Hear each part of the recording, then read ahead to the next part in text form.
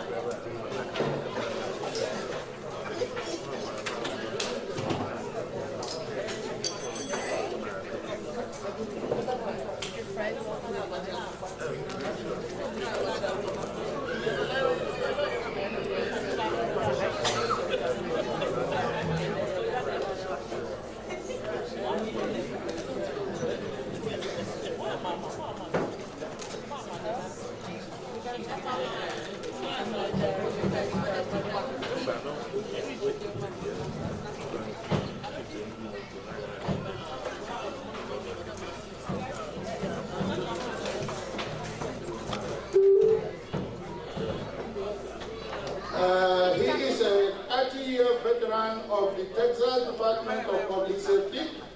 Currently, he holds the position of chief over the Texas Highway Patrol Division.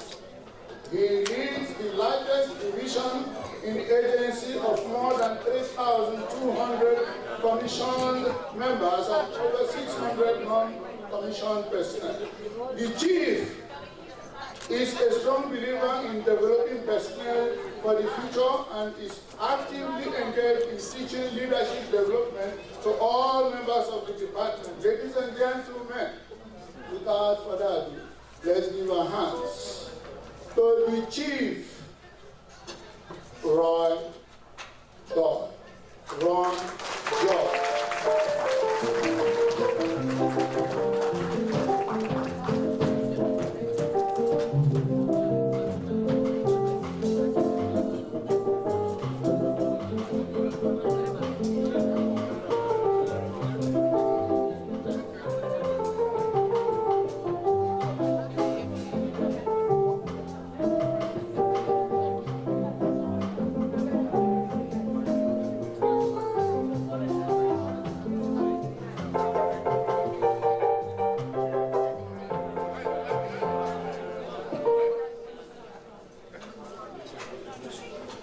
It's good sometimes to appreciate people.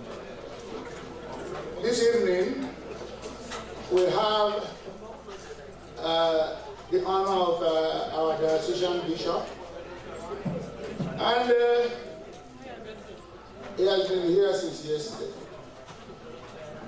Ladies and gentlemen, the bishop, Anglican Diocese of the West, and the missionary bishop of the congregation of Anglicans in North America, CANA,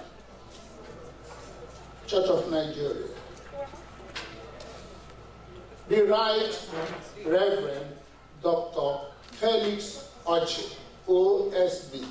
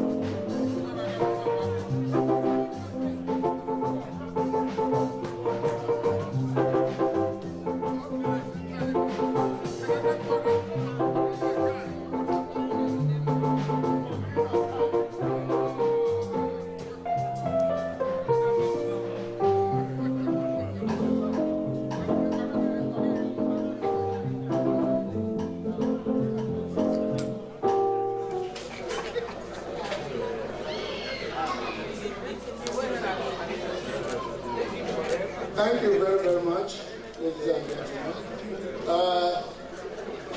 Also this evening, it's a pleasure to call Pastor Benjamin Anyacho. Please.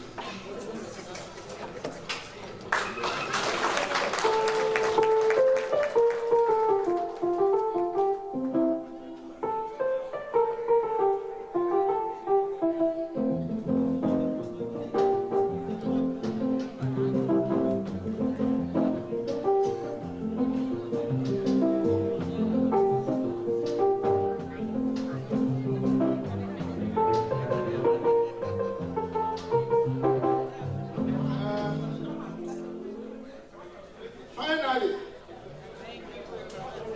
we have to recognize it. It's a pleasure to introduce all of our old Mr. and Mrs. Elder Deacon Geoffrey Agwes.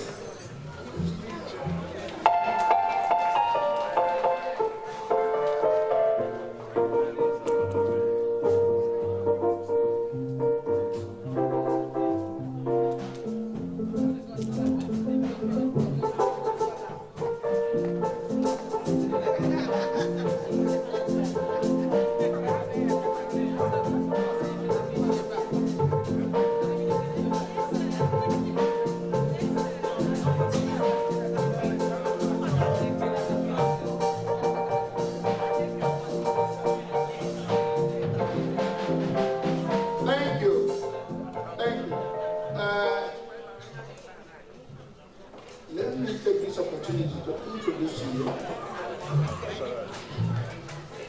the rector of the Good Shephard Anglican Church, Austin, Texas, and the archdeacon of the Anglican here in Austin, the Venerable Professor Goodluck Elaine.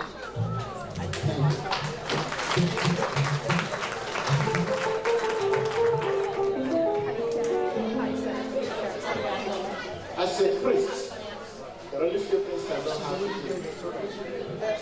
Read the word of God and pray.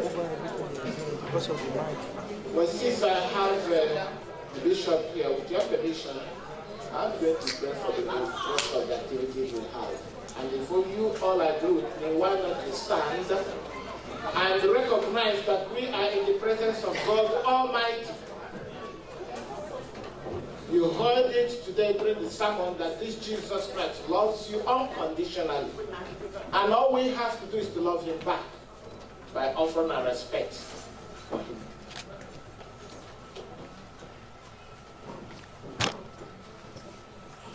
If you need Jesus Christ, you don't need to look too far. It's just right in our midst.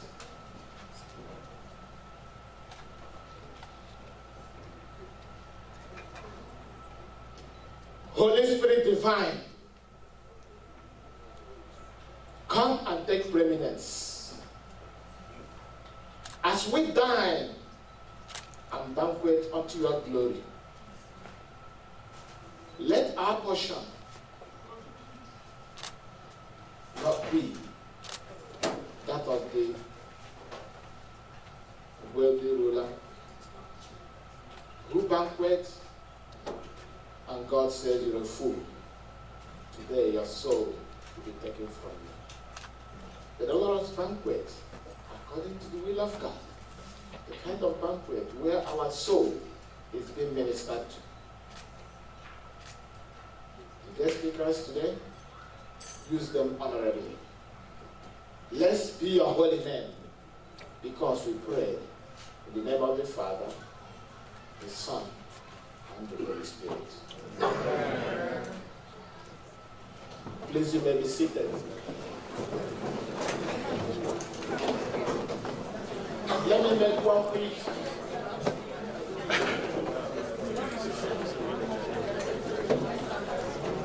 comment.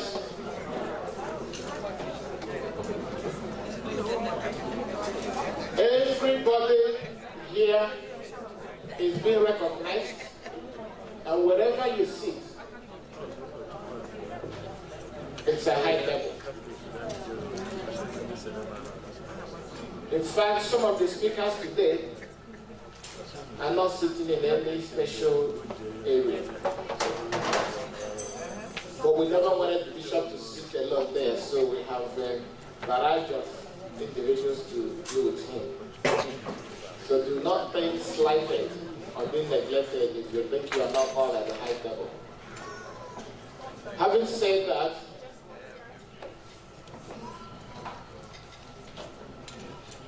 I will begin to say something. And after that, there will be a couple of speeches. And we will then have our keynote speaker. I will be focusing on leadership because we need that, and we need it. Both individual leadership, societal leadership, and corporate leadership.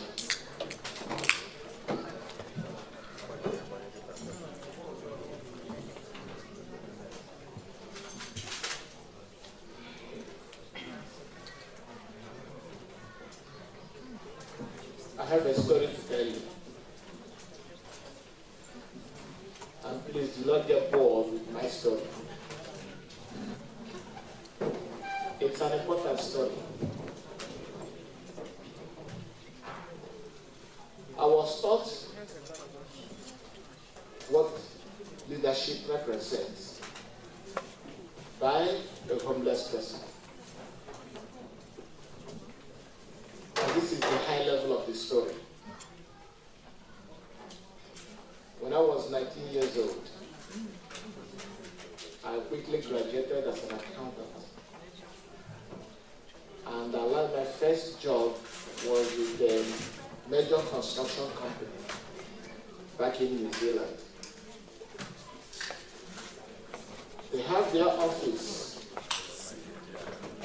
at the 22nd floor of the tallest building in the city of Auckland. On my first day on the job, I asked parents and they got me a nice suit, big tie, because those days it's not this tiny little tie, I have to be wide tie. And a portfolio, a briefcase. Well, because that was my first job, I just got a piece of paper, put it in that briefcase, and dressed up in attire, corporate attire, and went straight to the 22nd floor. And immediately I was received by the receptionist. And when I got there, she said, "He's here." And I was hoping that I would be greeted by some corporate executive, a construction worker. Came right to me and said, "Mate," that's how you say friend over there. "Mate, come with me." And I joined him, hopped into the truck, and we drove very far in the middle of nowhere, where they were doing some construction work on one of the famous Highway 101. When we got there, he let me out of the vehicle in the middle of a very scorching sun, and he never told me what my job was. Well, I was very, very disappointed because I thought I'm going to become an accountant who will be crunching numbers. I never realized that my first day on the job would be on a construction site where I have no idea what they were doing or what's about to happen. So I was depressed, I was disappointed, I never wanted to continue. I decided to quit. But the problem was, I can't go home because I didn't have my fare. So I have to stay there until the end of the day. So while I was planning on the strategy on how to go home, there was a homeless guy sitting in his little tent at the corner, observing what was going on. When he realized that I was not in tune with the job, he said to me, "Young man, I have a question for you." So question, in fact, I don't have a question, I have a message for you. And I looked at him and said, "Who will send this guy a message to deliver to me?" And he said, "Whatever you do, do it with pride." And immediately I turned back and looked at him. A homeless guy who has lost hope in life and resorted to living on the street has this kind of advice. I said, no, this advice did not come from anybody. It's a divine advice. I took away my jacket and started loading the truck and doing everything like everyone else. Unknown to me, then we are looking for somebody who's going to be a hands-on accountant, who will work well with the people on the field. And then we are sending this message to the headquarters. Immediately we finished and went back to the headquarters. I just said, "You are our guy." And the rest became history. What's the point? Take that advice of a homeless person, and I took that advice till today. If I get my head into something or want to do anything, I give it my best. That's what leadership is all about. Give it your best. Do it with pride. If you're leading your life, live your life with pride. If you're leading others, live others with pride and with humility. And when you do that, your destiny will be fulfilled and the fruit of your labor will always be established. That's the end of my story, my friends. How horrible was that story?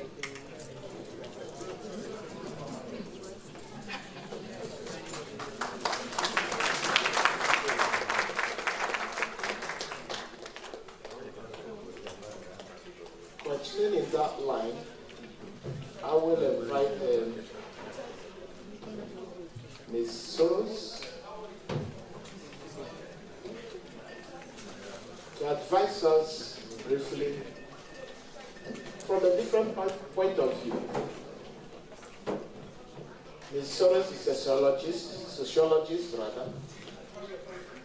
and she will tackle this concept of leadership from her perspective. Ms. Soros, the floor is yours. Thank you very much. I'm very honored to be able to speak at the reception of the Good Shepherd Anglican Church for the visit of our Bishop, the Right Reverend Dr. Felix Orji. And welcome to you, Bishop, and thank you to you, Venerable Professor, and other honored guests, ladies and gentlemen. I'm grateful to be asked to speak briefly on leadership. I have so much enjoyed the Bible studies that the Venerable has and the other leaders have been leading on Tuesday nights. We've been studying godly and ungodly leadership. I've always learned something every week, a new insight. That's a treasure. Of course, our standard, pinnacle, and apex for leadership is Jesus, our Lord. He is our pattern, and too often we forget this. So let me ask you a question. Why should Jesus be Lord? Now, in this company, that's a crazy question because everyone here knows that Jesus is Lord. But this is a question that we might need to answer to a random person on the street in Austin who might ask us, why should Jesus be Lord? I want a question that's based in reason. And so here is my answer. Jesus should be our Lord and is the best candidate for Lord because he poured himself out for us. He came to teach us. He died for us. He was risen for us. And therefore, he is the best candidate, the best person that we would want to follow because he came for us. Of course, he's attested by millennia of Bible prophecy, the resurrection, and personal testimony. Let me mention just quickly a passage of the Bible, a letter to the Philippians. And let this mind be in you, which was also in Christ Jesus, who being in the form of God, thought it not robbery to be equal with God, but made of himself no reputation, and took upon him the form of a servant, and was made in the likeness of men. And being found in the fashion as man, he humbled himself and became obedient unto death, even the death of the cross. Wherefore, God hath highly exalted him and given him a name which is above every name, that the name of Jesus every knee should bow, things in heaven and things on earth and things under the earth. That every tongue should confess that Jesus Christ is Lord to the glory of God the Father. This is our standard of leadership. Godly leadership is for others, for the people. In our day, we often see leadership as glamour, or power, or prestige, when leadership is actually servantship. To strive for leadership, true godly leadership, we serve the people. The one who helps the people most, God is the judge, is the best leader. And woe to those who have power, but choose to only help themselves. And woe to those who have been blessed with good preparation, good knowledge, and wasted on self-aggrandizement rather than teaching and sharing it with others. And of course, I'm not cursing, you understand. I'm just letting you know the end of the story. And woe to those who are comfortable and choose not to comfort others. But let us be in the blessed camp to share our comfort, to share what talents we have, and to serve in whatever way we are able. And this is our seed, our very lives. And God will give the harvest for that, both in this life and in the life to come.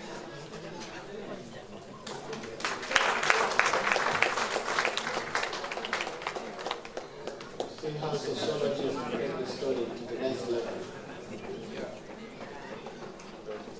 You know, this is a banquet. There will be food and drink. Then you will be. But this time, we're going to hear a special song. And I will hand over to Dr. Wabo to go ahead and do the intro before we get the song. Because I like when you beat this thing over here, he beats it with propensity. Thank you very much. Before I introduce the next the singer, it's a pleasure. I like to recognize on age basis Her Royal Highness, Pleasure Enwemaka, the wife of Eze Enwemaka. She's in the house. Thank you. He is from Bile in Rivers State. He's been through a lot of singing competitions in Nigeria. He went to school, played organ, and he has a very good voice. He is the band leader of Austin International, the band I play with. For those of you who have seen me. Ladies and gentlemen,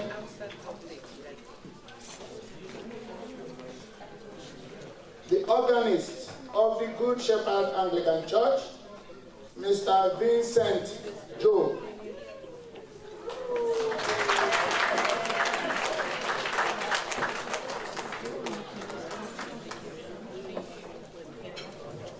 Praise the Lord. Praise the Lord. So I'll be singing a song that was composed from Isaiah 52:7 that says, "How beautiful are the feet of them that preach the gospel of peace." It's a composition by Rev'd Handel. I believe it's an 18th century composer. So listen and be blessed.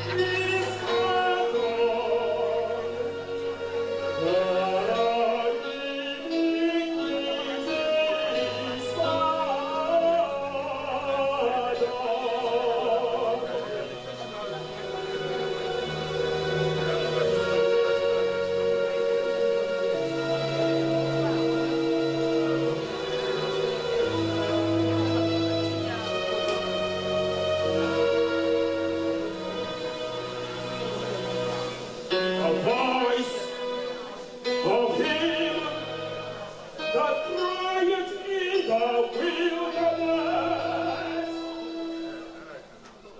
Prepare ye the way of the Lord. Make straight in the desert and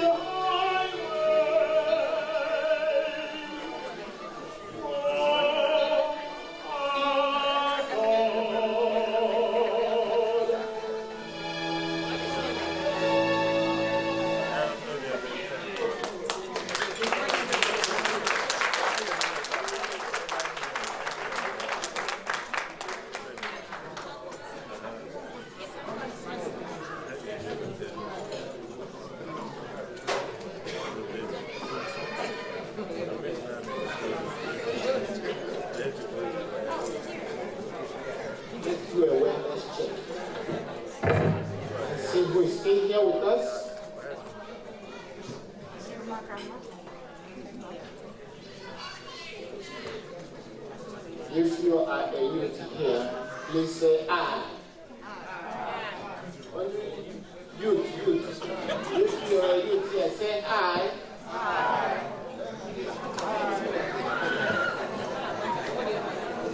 If you are a mother here, please say I. It looks like you have more mothers than the youth. If you're a man here, please say I. All right. Looks like I'm more men. If you're a child here, please say I. They are doing their business over there. That's exactly what I expected to recognize here. As we continue in the session, while I have recognized youth, kids, young, men, women,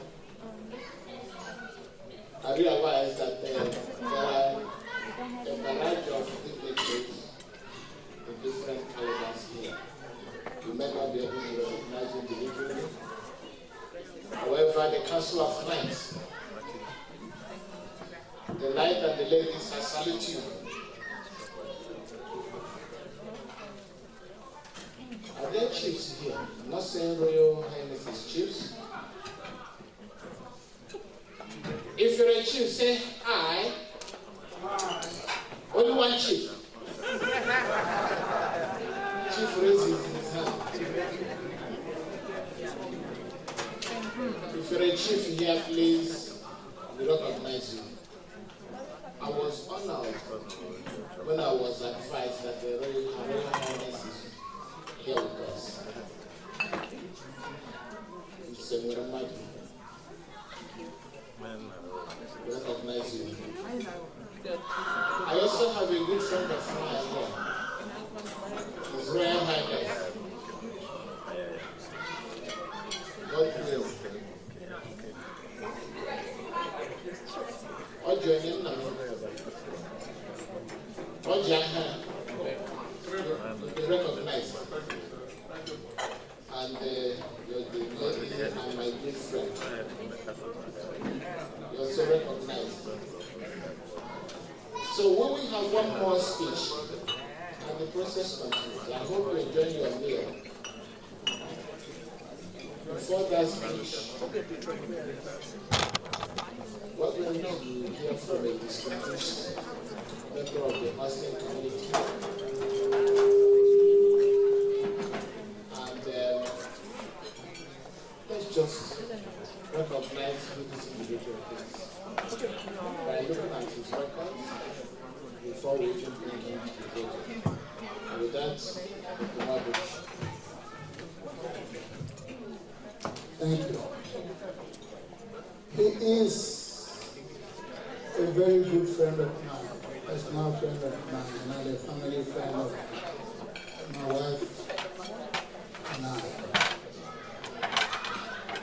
He's retired. No, he's not tired. He's retired.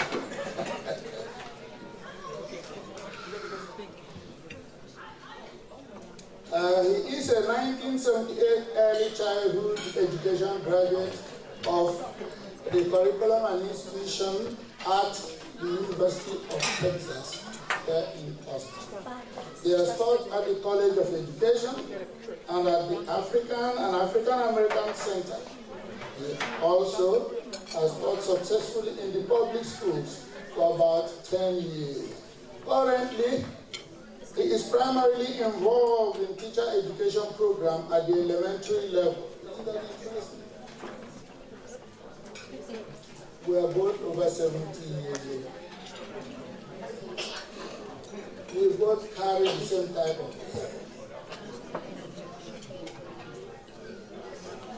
His teaching and research areas are elementary science education, elementary science methods, kindergarten through 6th.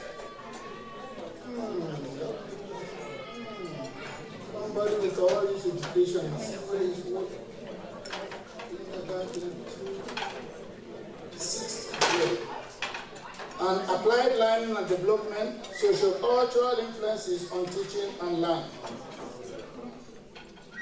His current projects are creating web-based and DVD resources that provide access to 9 and content areas on sociocultural influences on learning. Also, web-based and DVD resources that promote hands-on minds on science, K through 6th grade. These projects will provide unique supplementary learning opportunities to students and educators. Ladies and gentlemen, join me in calling on Dr. Funshaw Akimba.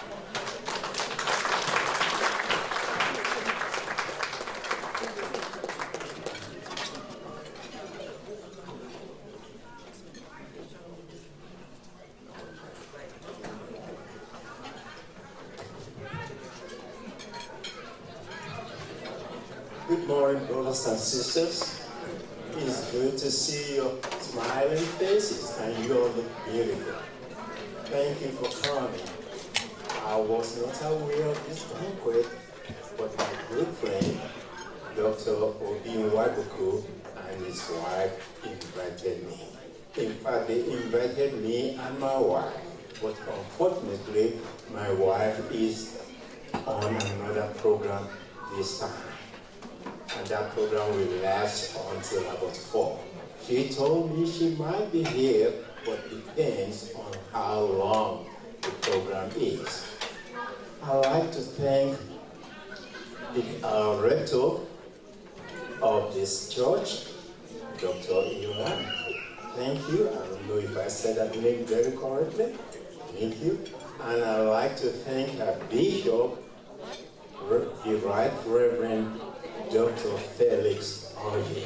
Thank you so much for coming. I was privileged to be here this morning to listen to him, and he's a great teacher and an excellent leader. Thank you for everything that you do. For the people of this church, the elders, the deacons, the lay people, men and women, thank you all for all you do. As my friend Obi has told you, he invited me here. He has done that throughout the years, to the point that sometimes I don't know which one I am, a Baptist or an Anglican.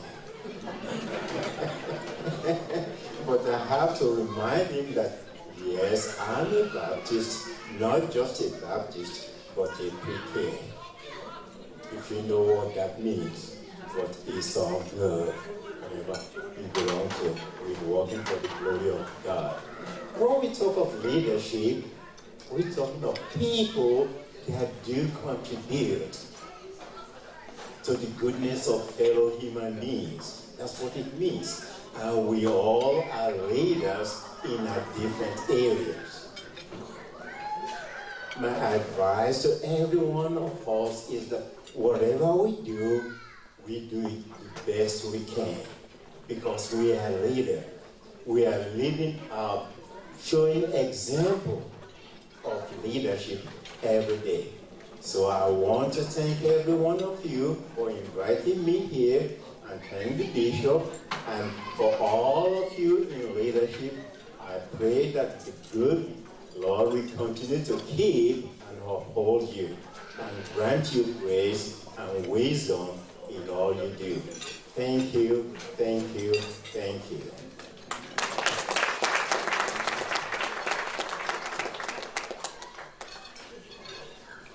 Soft. Very soft. While we digest what we've done so far. Because we're almost getting to the main event. Right?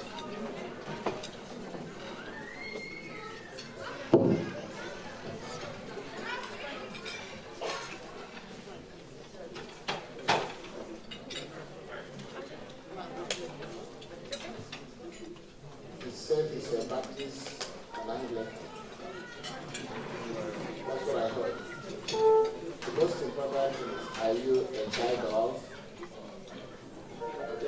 Am I the only one in this room? Are you a child of God?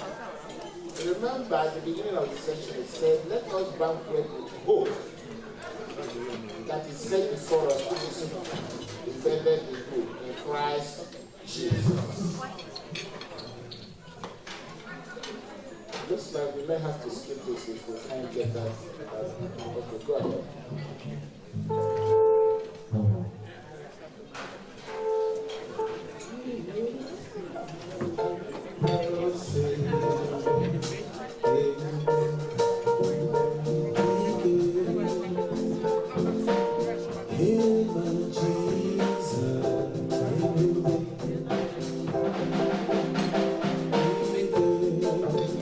Somebody hear my Jesus.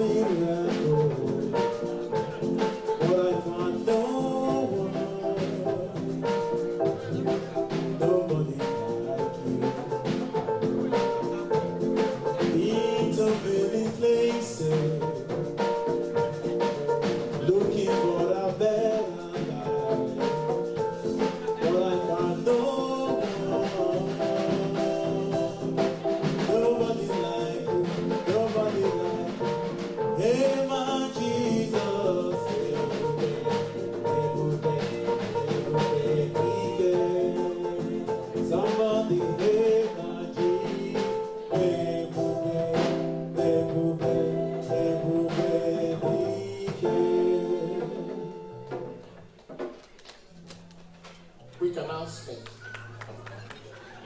We are about to go to the main event. Female speaker will be speaking to us shortly. Before we usher him in, there are a couple of announcements that I need to make. Next Sunday, the Harvest Committee and the finance team, we need to get together to finalize our goals. Because the following Sunday, we will be able to give the church an update on the last successful harvest. As you can see, we have not closed the books. We are going to have a special leader leading the community. In a moment, Dr. Wabu will read back a profile for us one more time so that we know who we will be hearing from. He will give us a special message today about leadership. I've known him all these years.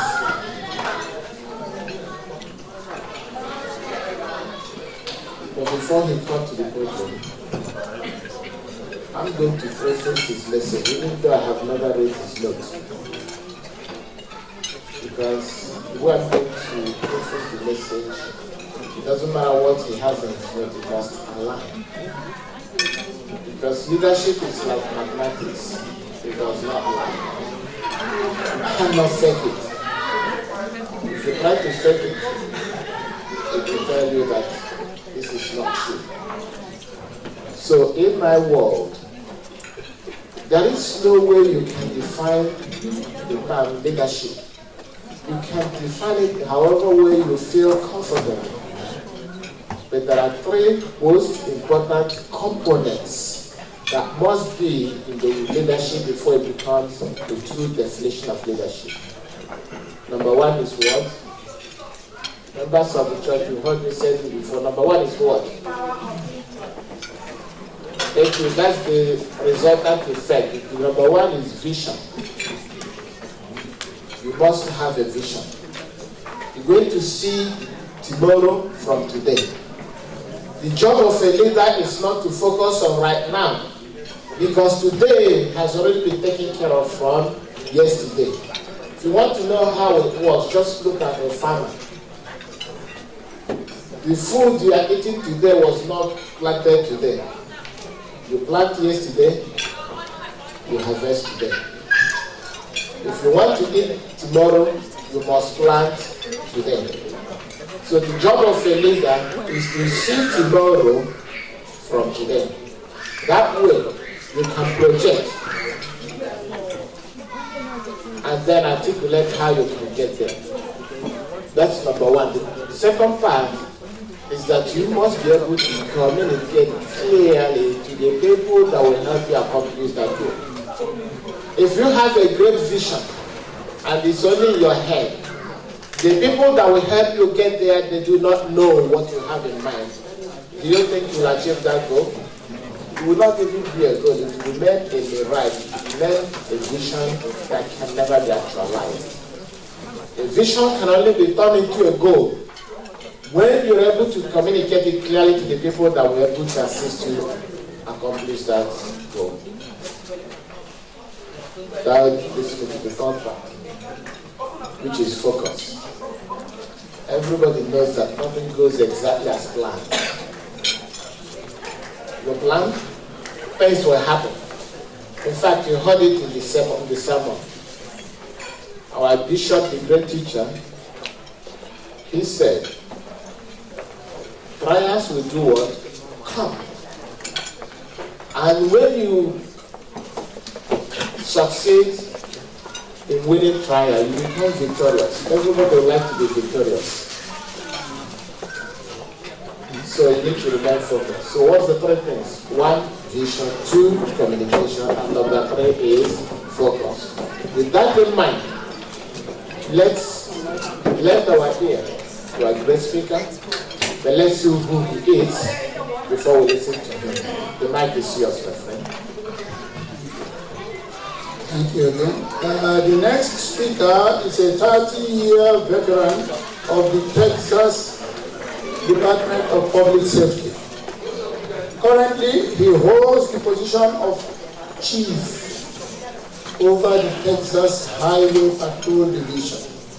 He leads the largest division in the agency of more than 3,200 commissioned members and over 600 non-commissioned members. The chief is a strong believer in developing personnel for the future and is actively engaged in teaching leadership development to all members of the department. Ladies and gentlemen, let us give our ears to Chief Ron John.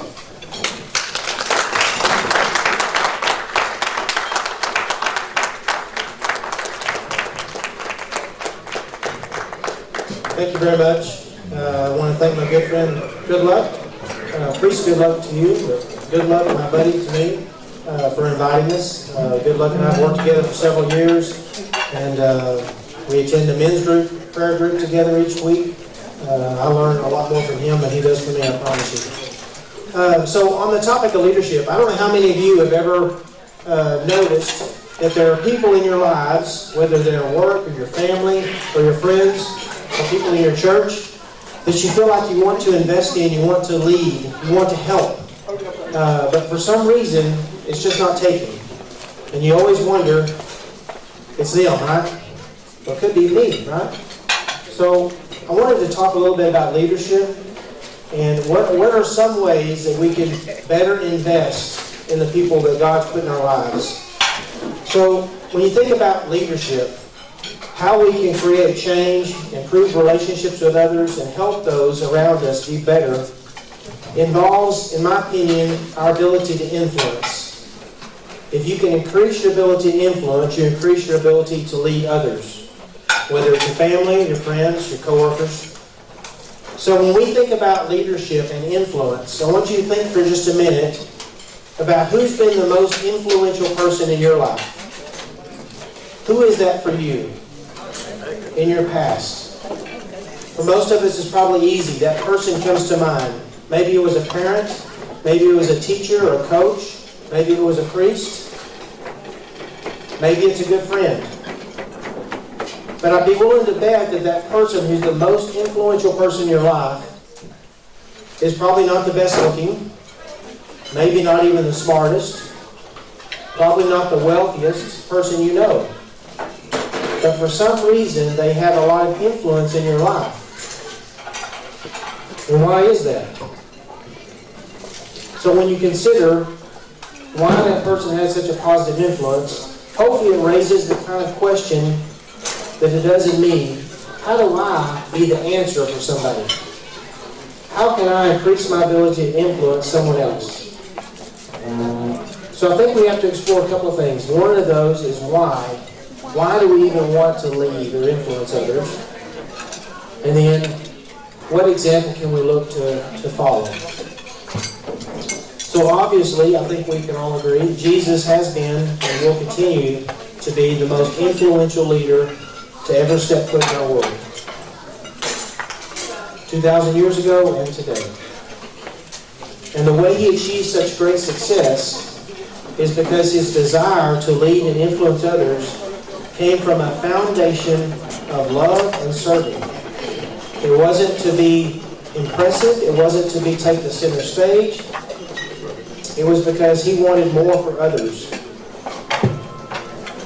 When we follow his example and approach our task of trying to lead and influence others out of a servant leadership philosophy, we put the interests and the needs and the success of other people above us.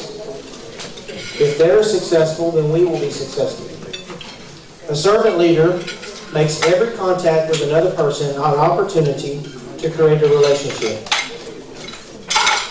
Now, our world looks at that differently. The culture of the world says it's us versus them. Every man for himself, or as one popular song says, You can have anything you want, but you better not take it from me. That's what the world says. We know different. Jesus demonstrated there's a different way, a better way. So when we think about why do we want to lead? We need to have our why because we care about them more than we do us. As we examine Jesus' servant leadership model, he gives us different areas to focus on. One of the areas I want to talk about is who he invested in and how he did that. So when you think about Jesus, when he walked this earth, he spoke to large crowds. He spoke to people and engaged with people that opposed him, didn't like him, hated him. And then he also engaged in a very small group of men we know as the disciples, these 12 individuals. What's interesting is as he was talking to the large crowds, as he was talking to the opposition, his disciples were there watching and learning everything he was doing. So when he was engaging in those groups, it wasn't just for the benefit of them, it was also the benefit of the 12. And even within the 12, he had a smaller group of people, a group of 3, Peter, James, and John, that he invested in, and they had individual experiences that the others did not. So as we strive to be a good leader, we should consider what kind of message are we giving to the world, to those large groups. Priest Goodluck mentioned vision. As a leader, we should be vision casting constantly. What is your vision? What do people think you believe in? What are you passionate about? And that's what we do in the large groups. In today's world, the large group is not necessarily a group like this. Sometimes a large group is who we're engaging in our social media, on Facebook, on Twitter, on Instagram. That may be your large group. Are we seizing those opportunities to invest in those people so that they'll know what we believe in? Are we striving to influence them? Are we taking every advantage and seeing every advantage as an opportunity to provide our vision, our knowledge, and our belief to others, just like Jesus did, with the goal of helping them, not to bring attention to ourselves, not to take the stage. And like Jesus, we likely have people in our lives who disagree with our opinion, our views of the world. We have people in our lives that may not like us. How are we treating those people? Are we doing what Jesus did? Are we engaging them with love? Are we ignoring them? Are we avoiding them? I believe that we should not be afraid of sharing our beliefs and the love of Jesus with others, even when they disagree. And then we should, like Jesus, have a smaller group of people that we're investing in. Do we have a small group of people we're spending our time and attention to help them become better leaders? Jesus invested specifically in 12 men, and those 12 men changed the world because of Jesus. Who are you trying to help that are going to change the world? Who's going to be your legacy? And then just like Jesus, we need to have an even smaller group of people that we are preparing to take our place in our absence. Are we doing that in our families, in our work groups, in our church? Another area that Jesus modeled for us that helps us identify what servant leadership is the way he modeled ethical behavior. Model the behavior you want others to repeat. Ethics is simply acting in a manner that's consistent with your beliefs, your values, and your principles. If we model the behavior in the way we lead, we establish credibility. The old saying, do as I say, not as I do, doesn't wash. People are not going to follow you when you do that. I would willing to bet that most influential person in your life you thought of at the beginning did not do that. What they said is what they did. And And that's one of the reasons why they had such influence on you. When we recognize that the behavior we're modeling is leaving a trail for others to follow, it makes us much more aware of our own path. We don't want to leave a bad trail to follow. You remember from early childhood how we learned what our shadow was? You know, when you stop being scared of it, and you learned it was natural, and it's going to follow you everywhere you go? A good servant leader understands that modeling ethical behavior is necessary so that those shadowing us won't be led down the wrong path. Jesus modeled the behavior he wanted his followers to repeat. He spent time with the sinners, with the sick, and with the lost. He said, "For I have not come to call the righteous, but the sinners." If those we are trying to lead follow our example, what kind of leader are we making? A good friend of mine once said, "If everyone in my church was just like me, what would my church look like? What would my church be?" Have you thought about that? What kind of model are we creating? Paul said, "Follow my example as I follow the example of Christ." Paul didn't say follow Christ. He said, "Follow my example as I follow the example of Christ."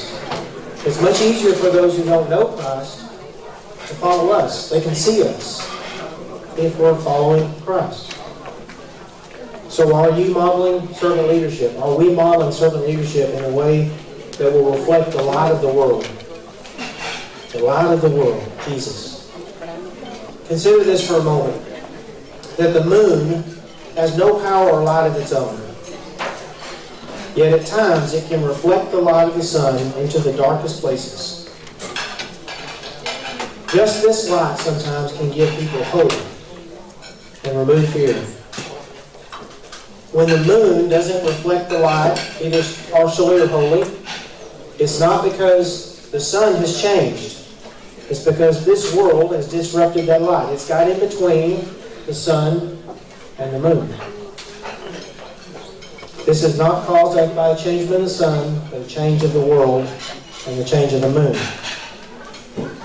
And just like this celestial arrangement created by God, what prevents the light of this world, Jesus, from being reflected by us to others is not because God changes. It's because we allow the cares of this world to interfere with that light and disrupt our ability to reflect that light to others. So are we reflecting the Son? The Son of God? Are we reflecting that light to others? Are we allowing others' things to interfere with our ability to shine God's light on the world? Jesus didn't allow the opposition or the slow learning of his disciples or the temptations of the devil or the pleasures of this world to get in the way of sharing God's love for the world, and neither should we. And finally, in order to be a servant leader, I think that we must be willing to sacrifice of ourselves. We must demonstrate the willingness to give of our time, of our energy, of our resources, of our patience. In John chapter 3, Jesus humbles himself and washes his disciples' feet. After doing this, he said, "No servant is greater than his master, nor is a messenger greater than the one who sent him." When we are serving others in everything we do, when we see that as doing the will of our Heavenly Father, we show others that as humble servants, we were purchased at a price. We are servants purchased at a price. Jesus sacrificed himself for all of us so that we can have a relationship with the Father. A servant leader is willing to sacrifice of themselves to put the needs of others above their own. You know, when you toss a rock into a pond, it leaves ripples. You never know how far the ripple effects of your investment in others can change and impact a family, a person, an organization, a church, the world. In the beginning, I asked who's been the most influential person in your life. If you want to be someone else's answer to that question, my suggestion would be to strive to be a servant leader. A recent quote I read says, "If serving is beneath you, then leadership is beyond you." My prayer is that we would all be able to say what Paul said, imitate me while I imitate Christ. That we would imitate Jesus and have a servant leadership life and fulfill the greatest command by loving others as Jesus loved us. I want to thank you for your time and attention this evening. Thank you for welcoming me, making me feel so much at home here. You have a wonderful church, and it was great to see all of us. Thank you.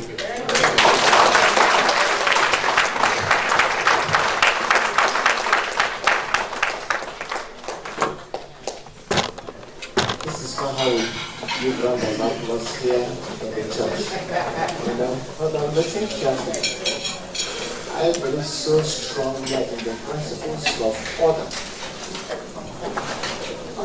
The God I serve,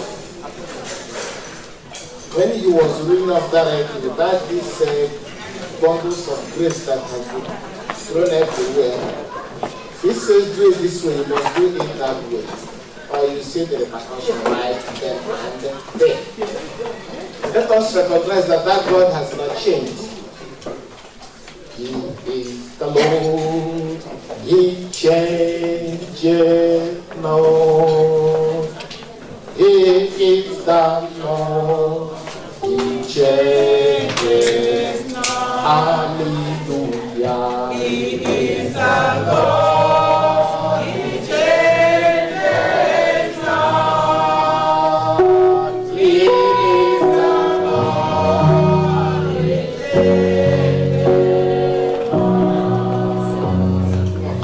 changes. The Lord, he changes. He is the Lord.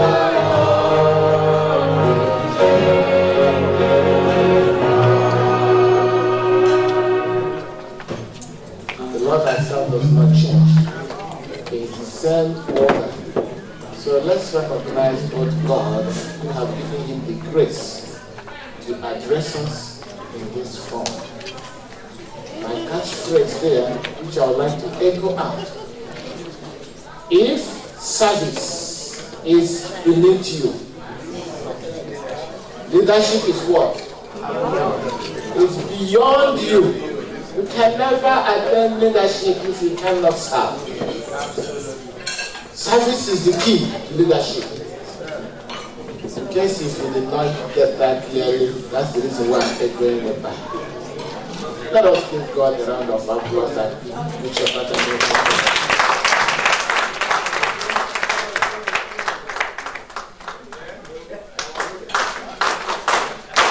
again, one more time. And the anchor. That's right.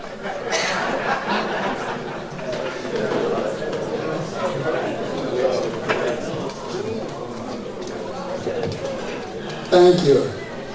The last speaker, for those of us from across over there, will be equivalent to what we call State Commissioner of Police. And you know what that is.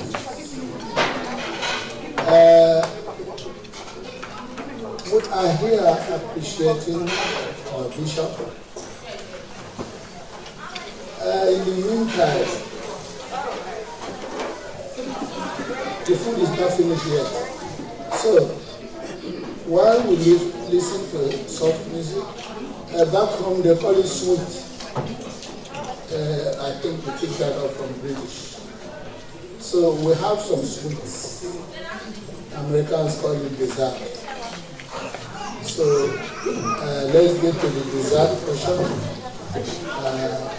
while we listen to soft music. Then I'll come back to the main here in appreciation of our bishop. So, Lisa.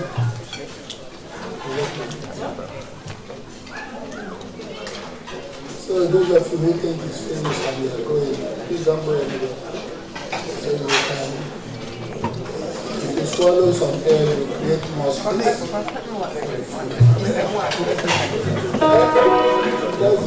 Swallow air, you create more space. The ladies are going for the third course. So while you listen to music,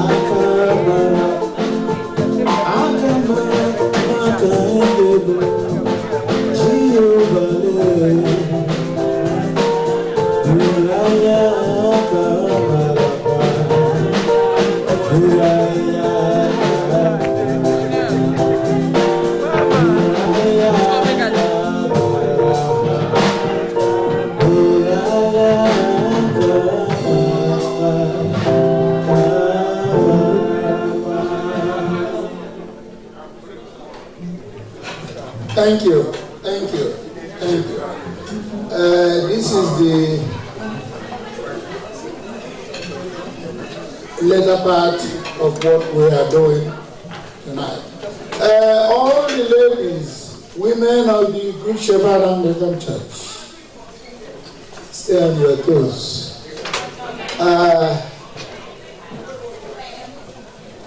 Are you all ready? Yes. Ladies, are you ready? You sound tired. Maybe you haven't gotten some sweet like that. So,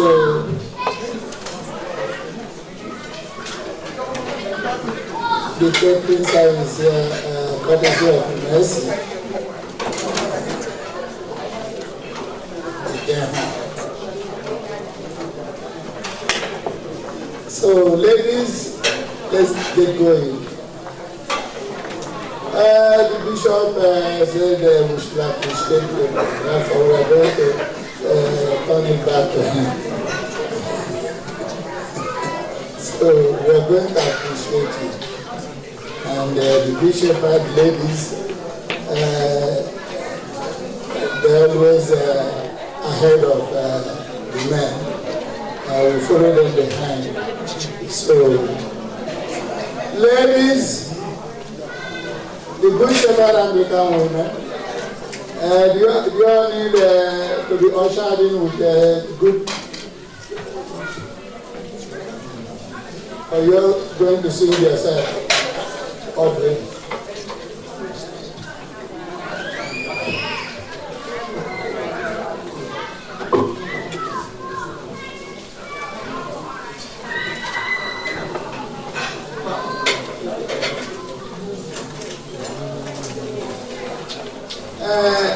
For our visitors who are sitting patiently, thank you very, very much. Thank you very, very much. At least that etiquette the British people inculcated into us, we are depicting it very, very well. Thank you very much. At least you know what banquet means. Thank you.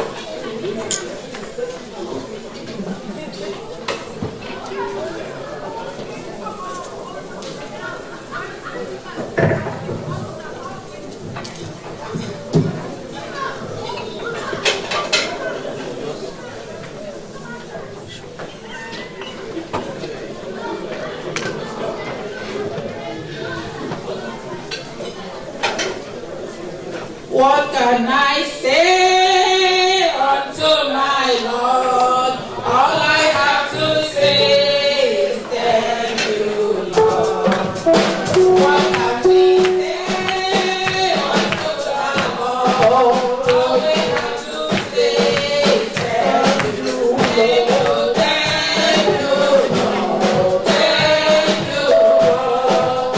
All we have to say is thank you, Lord.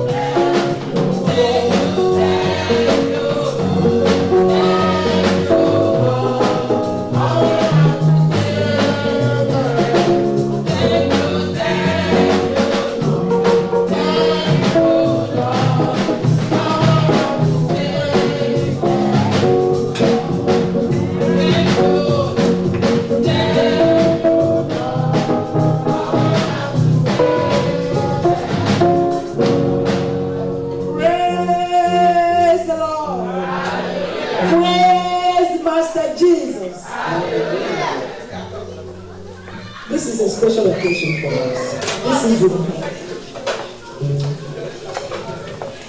This is the day the Lord has made, and we all should be glad and rejoice in it.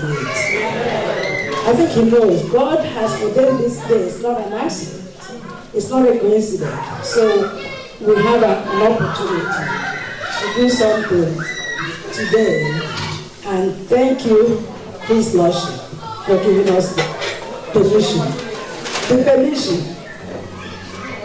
We have a wonderful leader, rector, our venerable, a father in the Lord. He's an embodiment of leadership. And it has been difficult to appreciate him because he's a servant, doesn't want to be served. So, our Lordship has empowered us to do something. We put him on the spot. So, he can't run away. So, we thank you for everything you have done for us. You're a brother, a blessing. I mean, there's so much we can talk about you. So, if we're going to talk about it today, it's going to take months to finish it. but we just want to say thank you. We will appreciate if you give us a little opportunity at least to show you some love sometimes. So that being said, so I'm going to hand over the microphone to our elder leader, Mrs. Rosamond.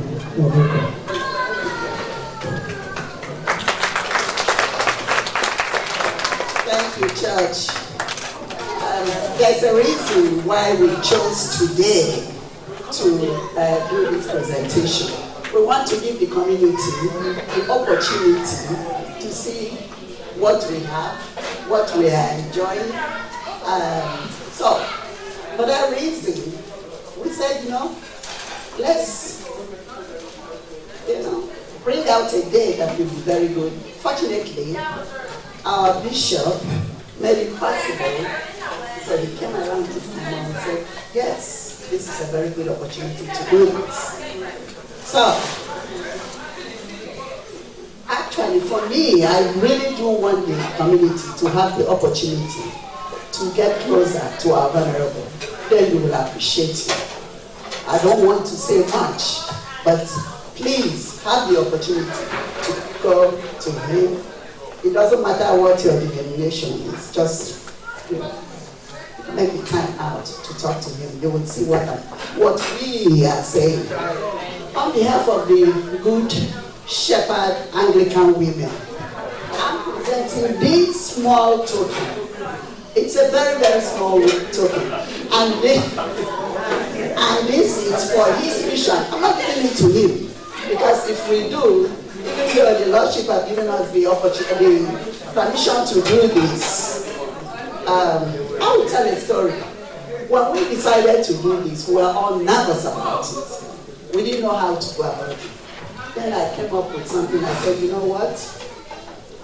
Let's do it this way. So on behalf of the Good Shepherd Anglican women, I'm presenting this small token. And this is for your missionary work. It's not for you. Please, this is for the missionary work of the people in Nigeria, in Africa, and the world as a whole. It does travel the whole world.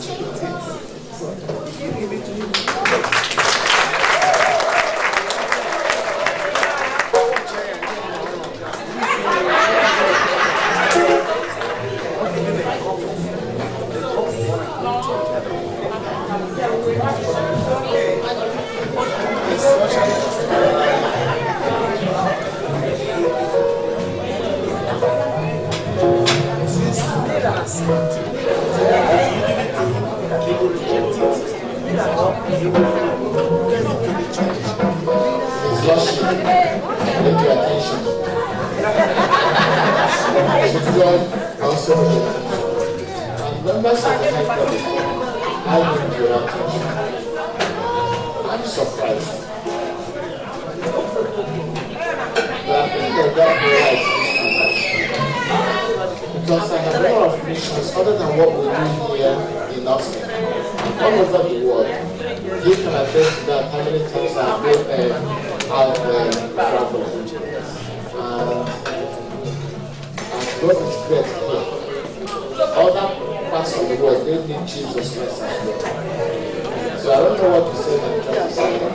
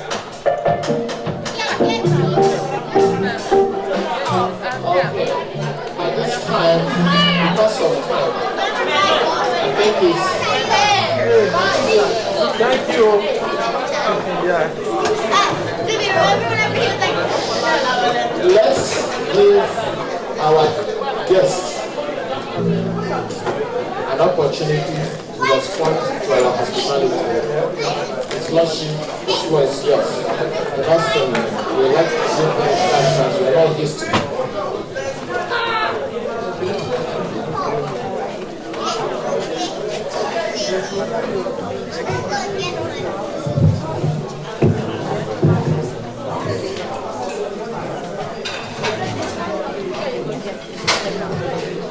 Good evening.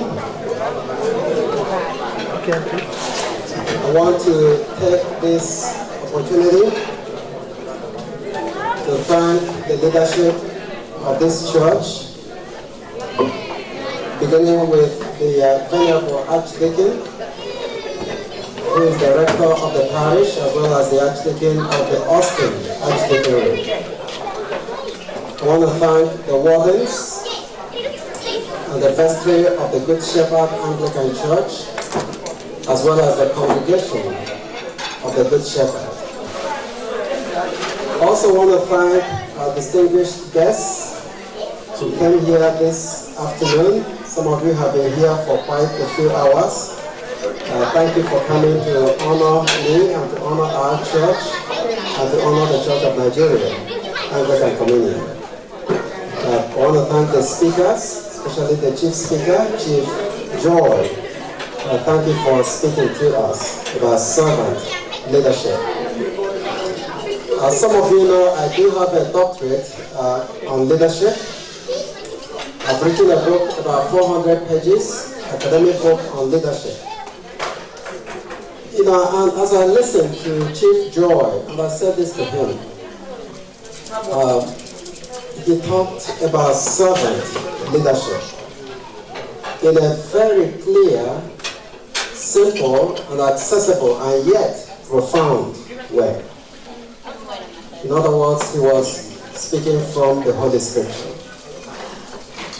And for some of you who have been in leadership, or those of you who have been around leaders, some leaders, it is not difficult to differentiate between a leader and a ruler. Rulers and leaders are not the same. Rulers drive people. Rulers impose. Rulers tell you what to do, and if you don't do it, they punish you. Whereas leaders, from a biblical point of view, from a realistic point of view, good leaders serve. And that is a very foreign concept in many cultures. As a Nigerian, and I share this with Chief Joy, the concept of leadership is not necessarily servanthood. Growing up in Nigeria, we had the servants in the house. I don't know, depending on the family you came out of. So there was those of us there, and then my parents got servants who served. And so as Nigerians, most of us, when we talk about leadership, we are thinking about position, we are thinking about taking control, we are thinking of doing things the way we want them. But as we listen to the Bible, and as our friends spoke to us today, the proper concept of leadership is transforming and transformative servanthood. Amen? Amen.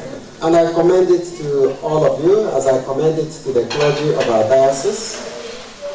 Anybody who wants to be a ruler, a monarchical ruler, will have a lot of trouble in the Diocese of the West. I am a bishop to serve. I like being around the people that I serve, and that is why I have refused. I remember the first time I came here, there was the Nigerian way of doing things. I was asked, Bishop, can we take you to somewhere so you can go and eat there? I said, no. I'm going to eat with the people that I'm serving. How am I going to know you if I don't see you eat? Sometimes when you watch people eat, you can do an exegesis of their character. Now, I remember my wife is Canadian, and she's very polite, and so one day we went to a restaurant to eat, and somebody was eating, and you could hear the person eat from 5 feet away.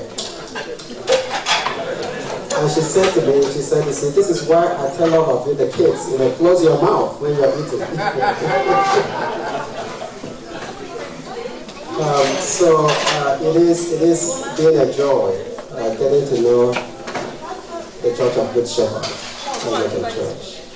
Thank you for your love for me. Thank you for your gifts. Thank you for loving your record and for showing him that love today. And this was a good way to do it. Thank God I'm here today to make him accept your gifts to him. I'm yet to see him eat. So that will be the next one. I'm now working with the women on this one. And I said to him yesterday, in Nigeria, if you refuse to eat the food of your wife or a woman, you've snubbed the person. Yeah, so now he's not snubbing you, just to make that clear. But he is a brother in the Lord, and he is a leader, he's a servant. And I invite all of you, my fellow Nigerians, to adopt the principle of servant leadership in the places where you work, in the church, in the family, and in the community. Thank you very much, and God bless you.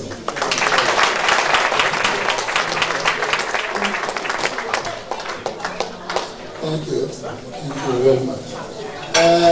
We have come to the end of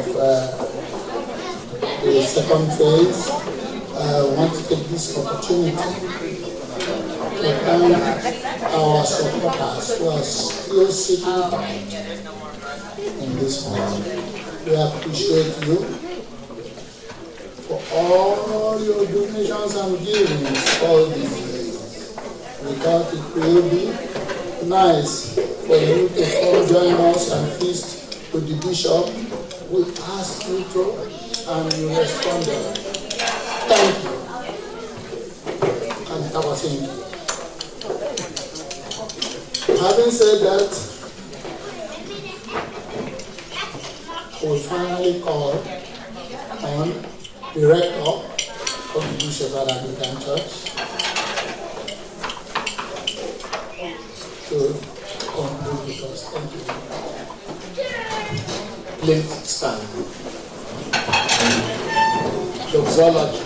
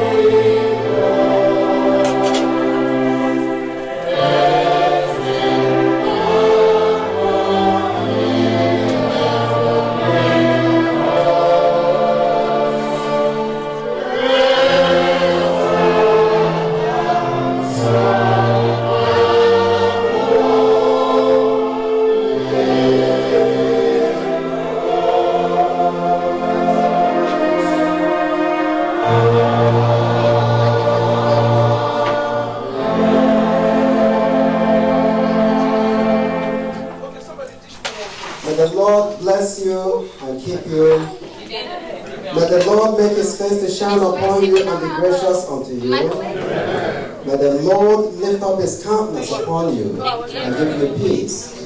In the name of the Father, and of the Son, and of the Holy Spirit. Amen. Thank you so much. You may sit. Or you may go home.